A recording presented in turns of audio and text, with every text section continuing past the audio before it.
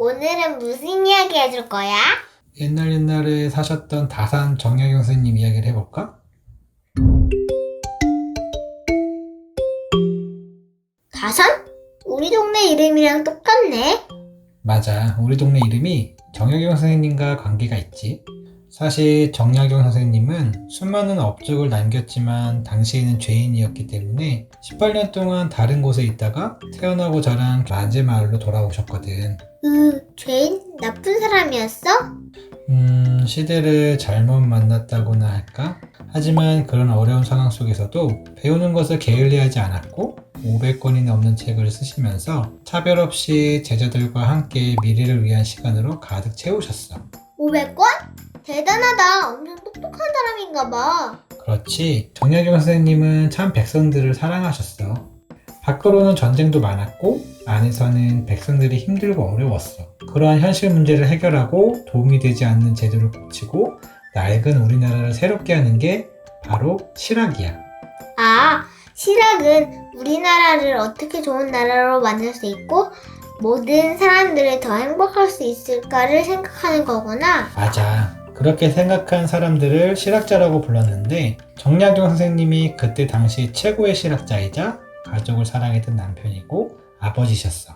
오, 엄마랑 나랑 동생이랑 아빠처럼? 그렇지. 아까도 말했지만 그때 당시 제인이라 가족이랑 멀리 떨어져 계셨거든. 너무 보고 싶었겠다. 그런데도 거기서 책을 많이 읽고 쓰며 공부도 길게 하지 않았다니. 많은 사람들을 가르치고 우리 실생활에 필요하고 도움이 되는 것을 남겨주셨지. 그렇게 남겨주셨지만 사실 아빠가 말한 옛날 조선시대 때랑 지금의 우리나라랑 달라진 곳이 많이 없는 것 같아. 정유영 선생님을 포함한 많은 실학자들의 삶을 통해 알려준 것들이 계속 잘 전해지고 지금 현실에 맞춰 재해석되어 발전시키는 일이 우리가 해야 하는 일인데 어렵긴 해. 그래도 모두가 정약용 선생님의 뜻을 기억하고 실천해야 해. 우리 삶에 실제로 도움이 되는 모든 학문인 실학은 실제적인 제도의 개혁과 나라를 경영해야 하는 것이거든. 이것이 먼 미래를 기다리는 정약용 선생님의 긴 기다림이 아닐까 싶어. 자, 지금까지 이야기를 듣고서 정약용 선생님은 어떤 것 같아? 멋진 것 같아. 그렇지, 정말 멋있는 분이시지? 가까운 곳에 정약의 유적지가 있으니 이번 주말에 꼭 가보자. 응, 좋아. 우리 꼭 가보자.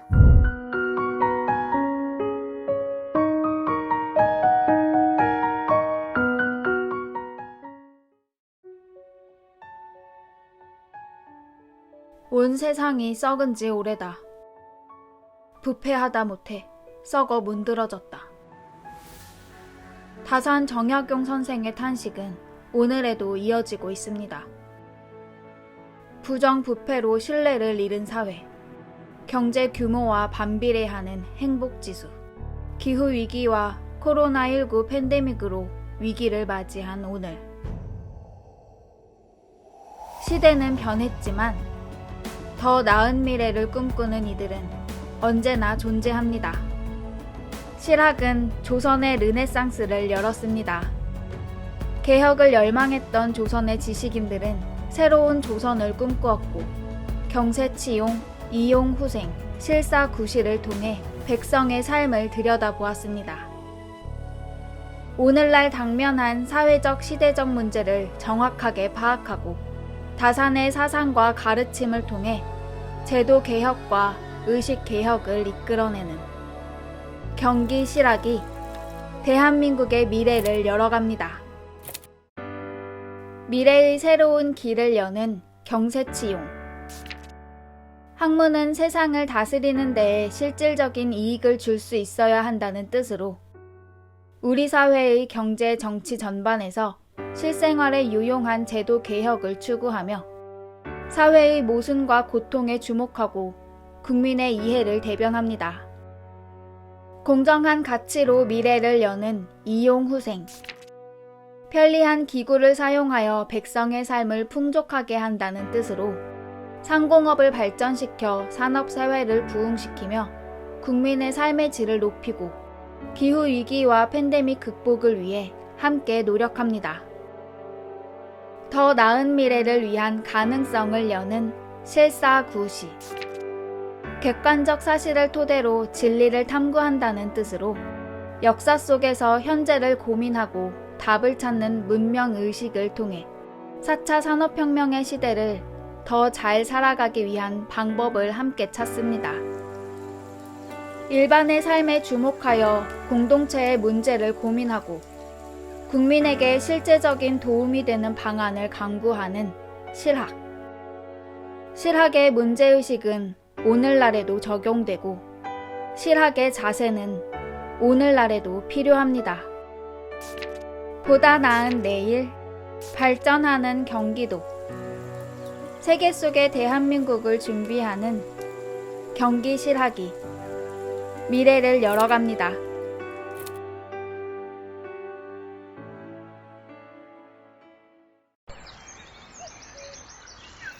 와, 오늘 날씨 진짜 좋다. 진짜요. 근데 저희 오늘 어디 가요?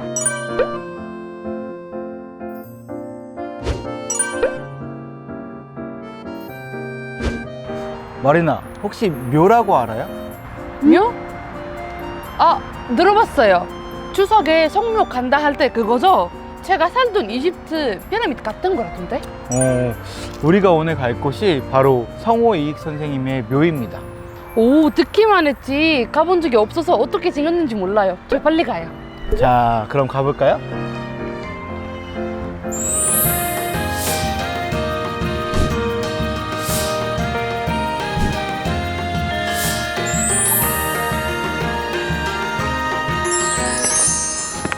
저기 안내판이 있네요? 오, 같이 볼까요? 성호 이익 선생은 조선의 유학자이며 실학자로 1681년에 태어나 1763년 생을 마감하였다. 이익 선생의 실학 사상은 학문이 아름다운 문장이나 시문에만 매달리지 말고 백성들이 살아나가는데 실제적으로 유용하고 실효성 있는 학문을 해야 한다는 것이었다. 짠! 이곳이 바로 성호 이익 선생님의 묘입니다. 와, 생긴 게 놈같이 생겨서 너무 신기하다. 근데 저 궁금한 게 있어요. 네, 뭔데요? 이익 선생님이 실학자라고 하셨잖아요. 네. 근데 저는 실학이 뭔지 모르겠어요. 실학은 간단하게 말하면 실제적이고 또 실용적인 학문인데요. 과거 조선시대에 조선의 사회 문제를 해결하기 위해 등장한 학문으로 크게 세 가지가 중요한데요. 첫째, 학문이란 실생활에 유용해야 한다. 둘째, 편리한 기구를 활용하여 백성의 삶을 풍족하게 한다. 셋째, 사실을 토대로 진리를 탐구한다. 이러한 실학의 정신은 지금도 우리 삶 곳곳에 녹아 있답니다. 들어보니까 지금 살아가는 우리한테도 실학이 꼭 필요한 것 같아요. 맞아요. 마리나, 오늘 함께 이익 선생님 묘를 둘러봤는데 소감이 어때요? 뭔가 무덤이라 그래서 조금 으스스하지 않을까 생각했는데 생각보다 공원 같은 느낌이라 너무 좋았고 그리고 이익 선생님에 대해 공부도 하고 싶어졌어요. 오, 좋은데요? 경기도에는 또 다른 실학과 관련된 장소들이 많으니까 다음에 우리 또 꼭 같이 가도록 해요. 좋아요. 지금 빨리 당장 가요. 나중에 다음에 가자고. 다음에.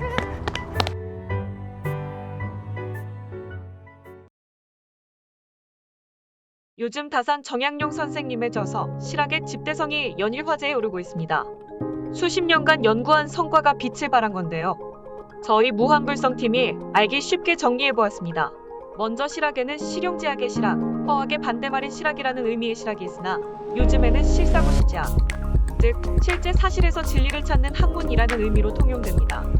선생님은 이러한 실학을 홀로 공부하여 대가가 되신 케이스입니다.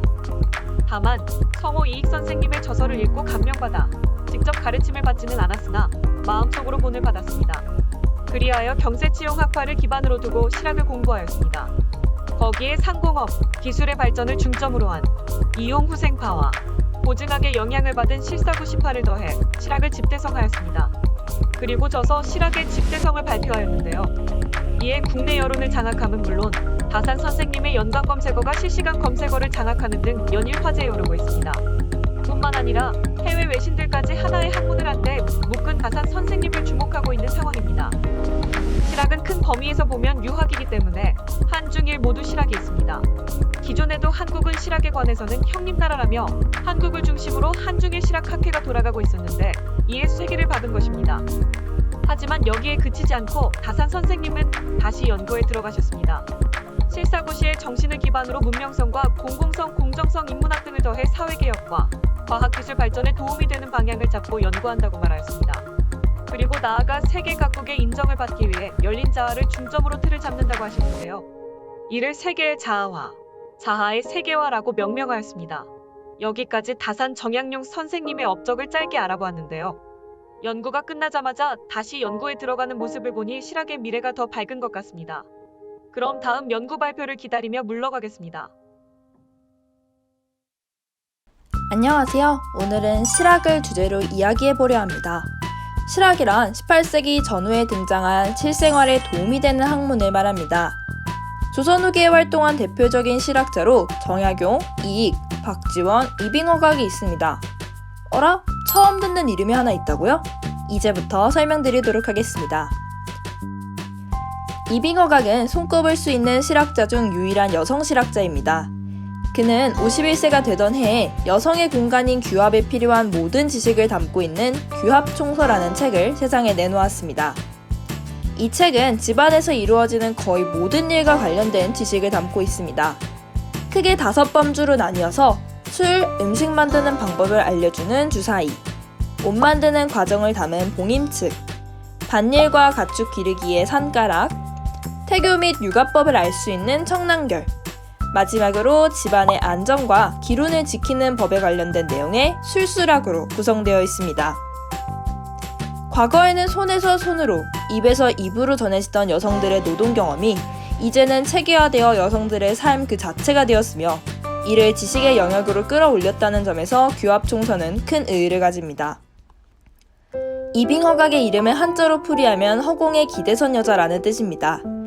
여성에 대한 차별과 억압이 심했던 조선시대임에도 불구하고 당당하고 거침없는 자세로 학문을 연구했던 그분의 모습이 허공에 기대섰다고 표현할 수 있을 것 같습니다. 이제는 이빙허각이 대표적인 여성 실학자라는 사실 까먹지 않으시겠죠?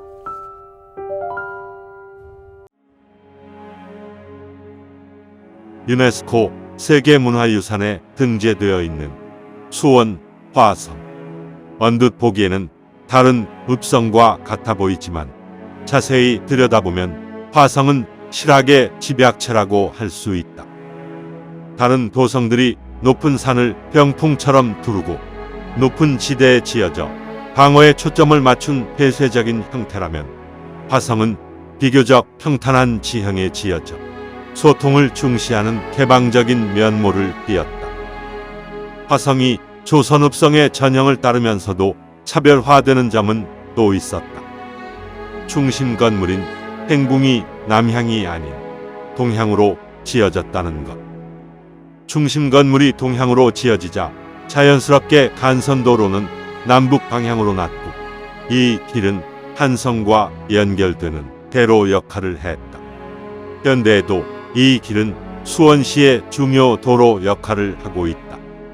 그 외에도 동서양의 축성수를 두루 사용하고 당시 축성에 사용하지 않았던 벽돌을 사용한 것을 보면 그 당시의 건설 계획이 얼마나 수준 높았는지 알 수 있다.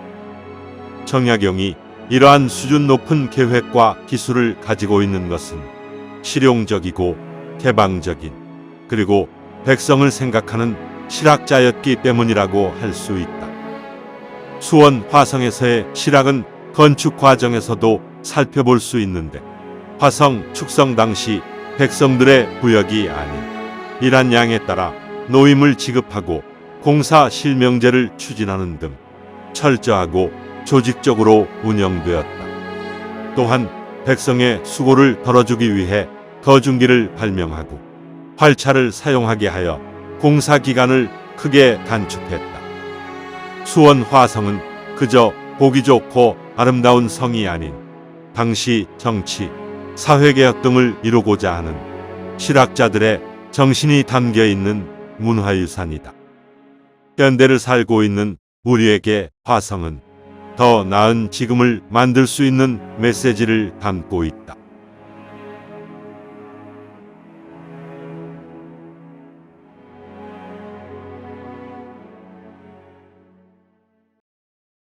많은 사람들은 운명이란 꿈을 믿는다.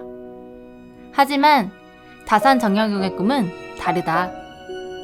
실학을 통해 그의 삶의 지혜를 짚어본다.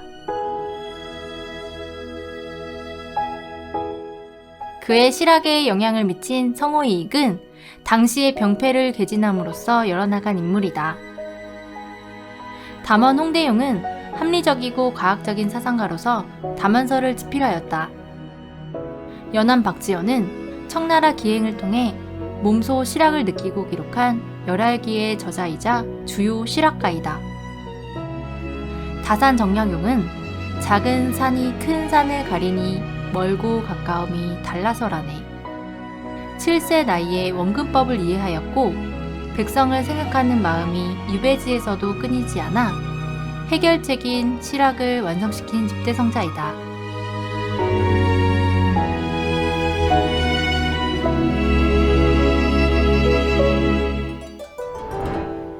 긴 유배 생활을 끝으로 고향으로 향하는 그의 발자취를 따라가 본다. 그의 묘에서부터 느껴지는 실사구시 정신을 생가에서도 느낄 수 있다.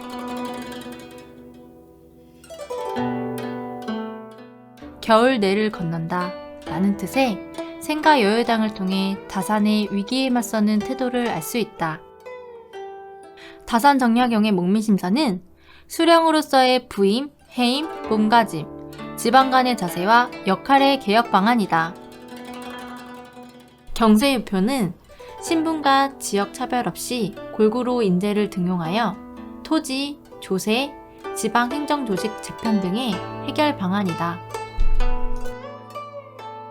흠흠신서는 죄인을 다스리는 데 있어 신중해야 한다는 뜻으로 형법에 관한 개혁서이다. 다산 정약용 6대 후손 정혜인 배우의 저는 큰아들 정학연입니다. 작은 산이 큰 산을 가렸네. 멀고 가까운 거리가 달라서지. 오디오 가이드로 실학을 쉽게 접할 수 있다. 운명을 바꿀 수 없다 할지언정 살아가는 방식은 실학의 정신을 통해 내가 선택할지어다.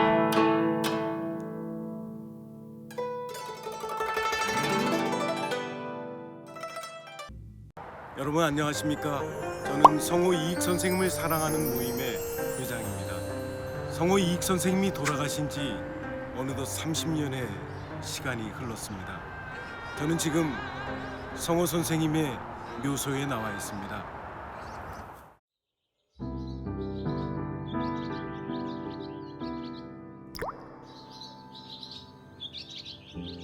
이번 시간에는 이익 선생님이 내 삶에 미친 영향 시간을 한번 진행해 보도록 하겠습니다. 홍두님, 제 소리가 들리시나요? 안녕하세요. 저는 홍두예요. 오늘 드디어 제 사연이 채택이 되어서 정말 행복합니다요. 저는 가난한 집에서 자라다 어머니랑 어린 동생이 굶주려 몰래 이익 선생님 콩밭에서 콩을 두어 줌 훔치다 잡혔던 죄인이거든요. 근데 아니 이익 나리께서는 벌을 내리시기는커녕 콩죽과 두부, 비지 그리고 볶음콩을 싸주시며 앞으로 도둑질은 절대 하지 말고 그만큼 앞으로 가져가라고 하셨지 뭐예요. 얼마나 감동이었는지 그때 먹은 볶음콩 맛을 잊을 수가 없어요. 그리고 이익나리께서는 가난한 주민들이 먹고 살 수 있도록 농사를 증시하시고 선비도 직접 농사를 지으라는 상상치도 못할 말씀을 하셨어요. 게다가 콩 재배부터 조리법까지 연구하셨고요. 이 연구한 거를 실생활에 써먹지 않으면 필요가 없다면서 우리의 삶에 잘 쓰이도록 정말 노력하셨어요. 안산에 사는 사람이라면 다들 우리 이익나리를 존경할 것이 틀림없어요. 성호 이익 선생님의 따뜻한 마음을 이해할 수 있는 시간이었습니다. 다음으로는 김홍도 선생님의 말씀을 들어보도록 하겠습니다. 김홍도 선생님. 저는 김홍도라고 합니다. 왕실에서 현재 그림을 그리고 있는 도화서 화원입니다. 제가 워낙에 이익 어르신을 존경하지만 나이차가 약 60세 가량으로 많이 나서 직접적인 기억은 많이 없습니다. 하지만 벼타작 통해 관념에서 벗어나 적극적으로 현실에 눈을 돌리려는 이익 어르신의 실학사삼을 담아냈습니다. 또한 이익 어르신이 서양의 문물을 수용하여 좋은 점을 배우고자 하셨는데 저와 서직수 조상을 합작하여 그리신 이명기 화원님은 실제로 서양의 카메라 옵스큐라를 이용하여 그림을 그리셨습니다. 저도 그 영향을 받아서 더 현실감 넘치는 서민들의 풍속화를 완성할 수 있으리라 기대합니다. 도화서 화원님이 그리신 그림에도 이익 선생님의 실학이 이렇게 깊은 영향을 미쳤다고 하니 매우 흥미롭습니다. 다음 시간에는 성호학파를 학문적 연원으로 하는 정약용 선생님의 코너를 가져보도록 하겠습니다. 여러분 감사합니다. 영상도 관찰사는 들으라. 예, 전하. 반개수록 3부를 반포하도록 준비하라 이르라. 성은이 만극하옵니다. 성심을 다해 준비하겠사옵니다. 오늘 소개해드릴 위인은 반개 수록을 저술한 조선 후기의 실학자 반개 유형원 선생님이십니다. 우리가 흔히 실학하면은 박지원, 정약용, 김정희 등을 떠올리는데요. 반개 수록은 선생님께서 젊은 시절 지방을 자주 유람하시면서 직접 목격한 민생의 현실, 그리고 전북 부안군 보안면 우반동에서 농민들과 함께 생활하며 얻은 제세구민론의 집대성으로서 20여 년에 걸친 연구와 탐구를 토대로 완성하신 책입니다. 자, 그럼 지금부터 유형원 선생님을 소개해드리겠습니다. 서술록 후에 다음과 같이 저술한다. 첫째, 작금의 현실은 개혁되어야 한다. 현실 문제를 해결할 수 있는 방책과 개혁안을 제시한다. 둘째, 폐단에 있는 법을 고치지 않고는 세상이 다스려질 수 없다. 천리의 바탕을 둔 법제로 개혁해야 한다. 셋째, 공직에 있는 자는 세속을 그대로 따르고 제야의 학자는 세상을 다스리는 것에 전혀 뜻이 없으니 생민의 피해가 끝이 없다. 성리학적 공부는 현실에 적용하는 방향으로 수정되어야 한다. 유형원 선생님의 모든 개혁안은 토지제도의 근본적인 개혁과 교육 및 임용의 개혁에 바탕을 두고 있었습니다. 특히 전체 내용의 3분의 1 정도가 토지 문제인데 이는 선생님께서 얼마나 토지에 관심이 있었느냐를 보여줍니다. 또 국가에서 토지를 농민들에게 고르게 분배하고 환수할 수 있는 균전제를 통해서 자영농을 육성해야 한다고 주장하셨습니다.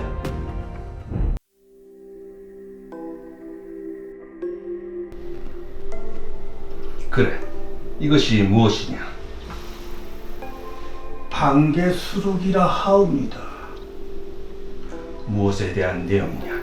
조선에 대해 개혁하지 않으면 안 될 절박한 현실을 다루고 있습니다. 과거 위주의 공부보다는 실제 현실에 필요한 정책을 제시하는 것이 중요하다고 기록되어 있습니다.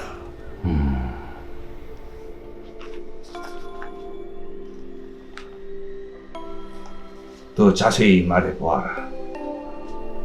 토지 제도를 바로잡지 못하면 백성의 생활이 안정되지 못하고 국가의 모든 제도가 혼란해지며 정치와 교육 또한 소홀해진다.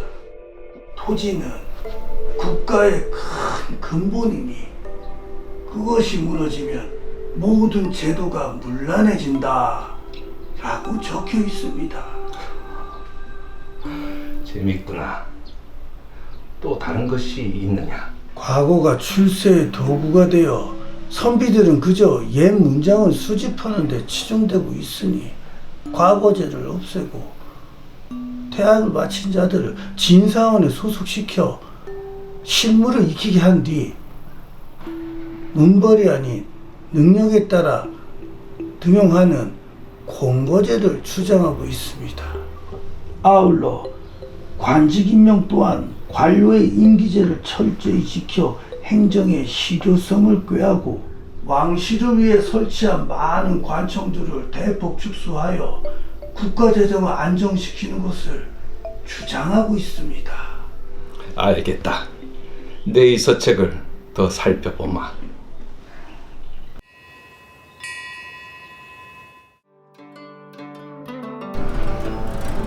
영상도 관찰사는 들으라.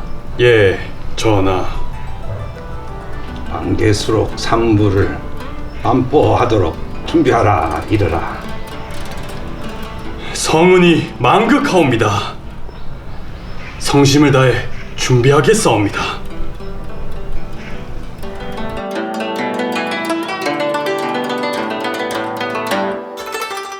반개수록은 당시에는 주목받지 못했으나 선생님께서 돌아가신 지 97년 뒤에 주목받기 시작했습니다.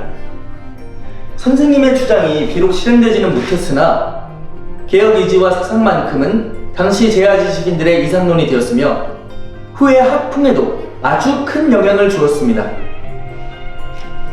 특히 선생님의 학문인 실학이 학문의 위치로 자리 잡게 했으며 이익, 안정복 등에게 이어져 정약용에게까지 미치게 되었습니다. 국제투명성기구가 2022년 1월 25일 발표한 2021 국가청렴도에서 우리나라는 32위로 역대 최고 순위를 기록했습니다. 하지만 인접 아시아 국가들과 비교해봤을 때 개선되고 발전된 것이 많지만 아직도 보완할 점이 많다는 것도 알 수 있습니다. 잘 사는 나라, 제대로 된 국가가 되려면 깨끗한 나라, 부패지수가 낮은 나라를 만들어야 합니다. 유구한 역사와 전통을 자랑하는 세계 11위 경제 규모의 대한민국. K-드라마, K-팝, 스포츠 등 전 세계가 우리나라를 주목하는 이때에 정직한 국민, 깨끗한 사회를 만들기 위해 다 함께 노력해야 할 때입니다.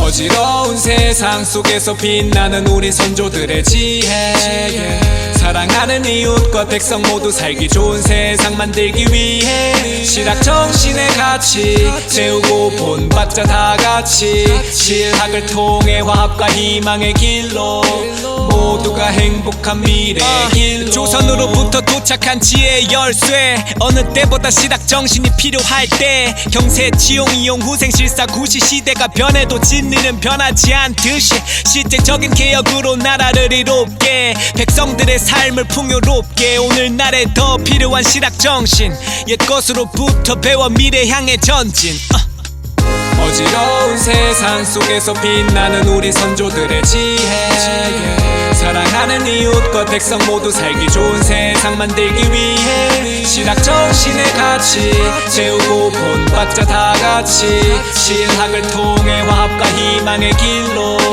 모두가 행복한 미래의 길로